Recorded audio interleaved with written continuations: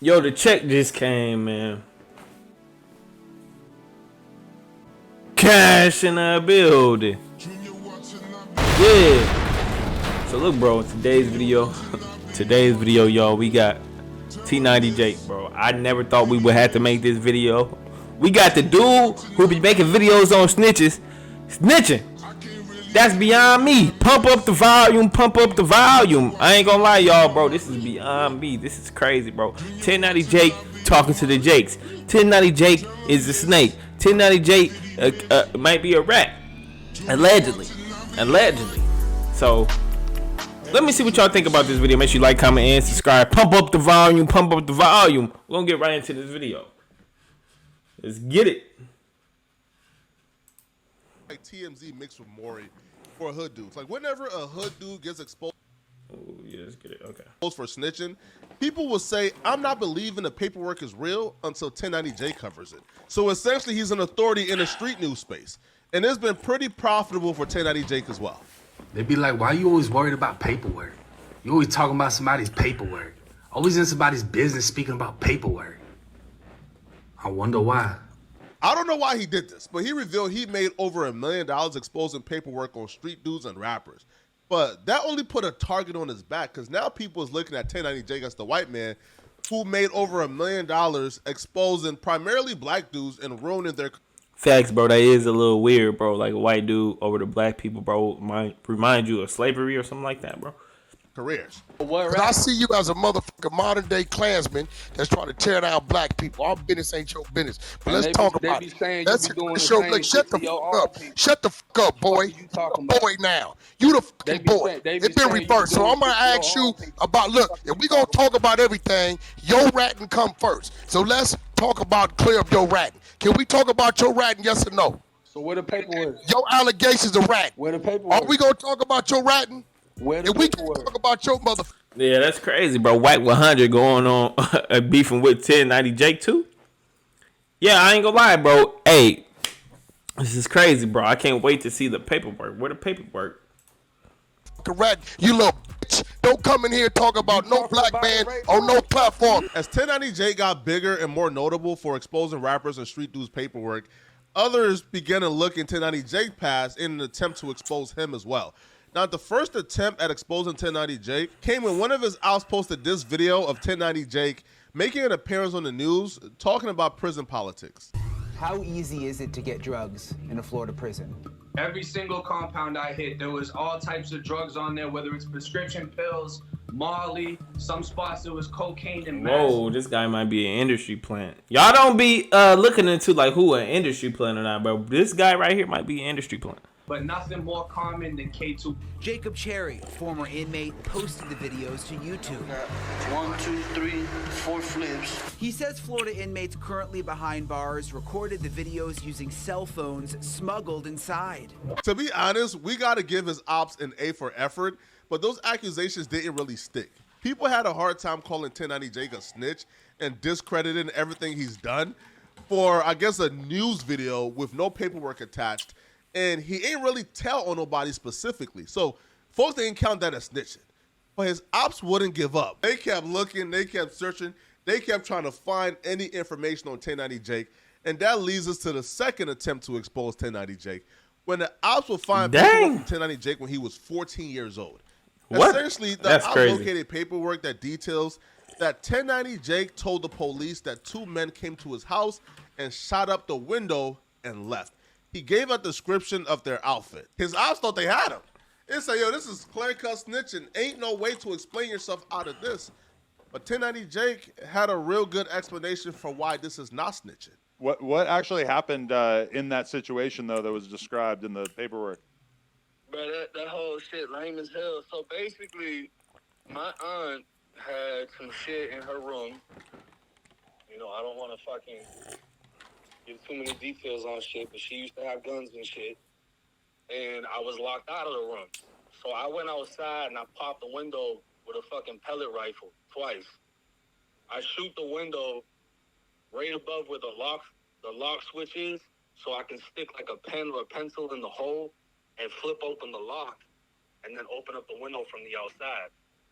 So when I popped the shit, I shot it the first time, it made a little hole. I shot it the second time, made a big ass hole. So I'm like, all right, fuck, now I need to make up a story. So I call her and tell her this whole story. Yeah, I heard a shot, da-da-da-da-da. I seen this, I seen that. She ends up calling the police. Police come, whatever. That's where the whole fucking narrative came from. It says in the paperwork, nobody was found, nobody existed. It was more so I tried to get into her shit, shot it, told her a story. She ended up calling the police. 1090 would appear to beat the accusations again, bro. What? At this point, I was looking at 1090 like, bro, this man is Thanos, bro. W1090, bro, keep getting away with these crazy stories, bro. Popping his aunt window or whatever, bro. That is crazy. And then getting away with the no accusations stick on 1090 Jake. He would tell a story that, yo, I gave the police a fake account of a fake story that didn't happen. Right, there was no suspects because I was the one who shot my aunt's window with a BB gun. Now, the paperwork will corroborate his story because the paperwork did say that the bullet holes was consistent with coming from a BB gun. So it would appear that 1090 Jake was telling the truth. His ops would try their hardest to contest this by posting paperwork where they claim is an arrest report for 2 men that was arrested because they fit the description that 1090 Jake gave. Now, it was unclear where that paperwork came from. Nothing really came up out of it. Everybody sort of moved on after hearing 1090 Jake's explanation. But his ops wouldn't stop. They kept looking. And that leads us into the third attempt to expose 1090 Jake, which happened today, actually. It happened about like 2 hours ago. His ops sent paperwork to every major blog saying, yo, this is proof that 1090 Jake snitched. Now, the first half of the paperwork is an incident report where a correctional officer is pretty much explaining why he arrested 1090 Jake and another inmate. The correctional officer stated that 1090 Jake and another inmate both had rocks in their hand and they were attacking each other, so they both got arrested. Both inmates, including 1090 Jake, got sent to confinement, aka the hole. Now, while in confinement, this leads us into the second half of the paperwork. And this is where his ops is saying that 1090 Jake snitched. While in confinement, 1090 Jake wrote a letter to the warden of the jail. In his letter to the warden, 1090 Jake will refute the CO's account of the story. 1090 Jake will refute that he had a rock. And wait, he was chat, is this snitching, bro? Writing a letter to the warden, bro? I want to know, is this snitching? I don't know. He called other people snitches that did something similar to this. So you feel me? Is this snitching? I don't know, bro. People be changing the rules of snitching like every day, bro, which is crazy. I ain't gonna lie. It kind of seemed like snitching to me. But I ain't gonna throw the snitch word out there because, bro, I'm a YouTuber, bro. I ain't doing nothing else. But what I will say, bro, looks skinny as hell. And some people call this nigga, I ain't gonna lie, people been calling this nigga Bobby, chat. Bobby off King of the Hill. 1090 Jake would tell the warden that he was actually minding his business when Jimmy Hurry came up to him and hit him with a rock and assaulted him. 1090 will also reveal in his letter to the warden that his attack was retaliatory, that Jimmy attacked him in retaliation for his homie attacking Jimmy's homie. 1090 Jake would expound on that by revealing to the warden that his friend Jerry Lewis had hit Jimmy's friend Mark Sherry in the head with a rock earlier that day, and that his attack was just retaliation, and that he was not the aggressor, he wasn't fighting back, and he didn't have a rock, and the COs were lying on him. He was pleading to the warden to let him out of confinement because he did nothing wrong. Now, 1090 Jake would hop on IG Live with Remo and pretty much break down exactly what happened and why he don't think he snitched. So, yo, Star, break down exactly what's going on in that statement that's posted online right now. So that's the prison grievance. That's what that is. That's not a because you know 99% of people on here ain't never even been to prison. That's the grievance. So what happened? Hey, facts. A lot of people haven't been in prison, bro. Happened, whatever date in 2014, we was at war with the Zoes and beat them at Lancaster. That was the jungle doing. It was during shift change. One of my brothers popped one of the Zoes with a lock. He had a big fat ass gold lock. Hit the Zoe in the back of the head. That's Mark Cherry. That's in the paperwork. Sherry. You know that French shit. Because it's like 3 different people. I see Jimmy Hooray. Louis. Listen, we gonna break all that. I can even bring up they fucking bro picking out names. It's crazy, Chad. Once you say names, bro, it's mostly known. Once you say names, bro, it tends to be, you feel me, snitching, bro. I ain't gonna lie. Once you bring up a name, it tends to be snitching. But keep it going. In pictures, so you can see what they look like. But Mark Sharif was the Zoe that got hit in the back of his head with a brick, or not a brick, a lock. Put a hole in his shit. So he got hit. He went, made this weird ass sound. Everybody in the dorm was like mad quiet and shit. I'm getting up because this early in the morning. I got my arms in my sleeve, like in my shirt or whatever to be warm. I sleep right next to the water fountain, which is right next to the booth. The booth is where the COs are at. Cocaina is Jimmy.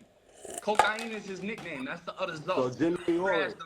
That's who fired me up. So he walks this way, and he swings the stalk, and it ends up being a piece of asphalt from the basketball court. That's what I got hit with in the back of my head. The shit break, and fucking rocks and pebbles shoot all over my bunk. He fires me up while the COs is watching this shit. The COs see him do this, and then he goes right up to the booth and just stands there until they come out the door and then lock him up. So what we call that in Florida, that's a gangster check-in. You can check in where you, hey, CO, I want to go PC, I don't feel safe, or you crash somebody in front of a CO. Where you still get off, but you do it in front of the CO so you get picked up. So when I go to get up, my homie Red Light that's in the dorm with me is like, nah, don't get up, don't get up. They gonna come in here, they gonna see you straight, you gonna be good. They came in, CO was like, let me see your head. I turn this way. He's like, all right, let me see the other side. I turn this way. He's like, nah, you gotta go to medical. You got a hole back there. So I got a scar back there now. Bro had a hole in his head? That's crazy. Everything. So while this is happening, while the COs are in the dorm, one of the homies that's further down stands up because he had a Zoe sitting behind him. So he thought the other Zoe was going to crash out because they trying to get the fuck out of the dorm now because it's war. So he stands up. The CO grabs him. Hey, come here. Grabs him up. That's the other name that's in the case. What, Jerry Lewis? Oh, yeah. He has nothing to do with nothing, but he get grabbed up. Then they start looking at everybody. They're checking hands, heads, whatever. They check Mark Cherie and they see he got a fucking hole like this in the back of his head. So they take all four of us, the kid that fired me up, me, the Zoe that got fired up, and the other homie that didn't do shit. They take us all into the back of the dorm where it's like a back hallway that COs are able to come into the unit without nobody seeing them. They take us back there. They beat the fuck out of the one that fired me up, and they beat the fuck out of my bro, Jerry Lewis. Beat the shit out of them. Then they take me and Mark Sherry to medical. So we gotta get stitched up and shit. Hey, bro, a great storyteller, bro. But what this got to do with you snitching, bro? Or, bro, allegedly snitching, bro. I don't want to put no more snitch rumors out there, bro. I'm a YouTuber. Chill out on me, bro. Dang, bro. But I ain't gonna lie, bro. He be telling everybody else they snitch, so. We go to confinement.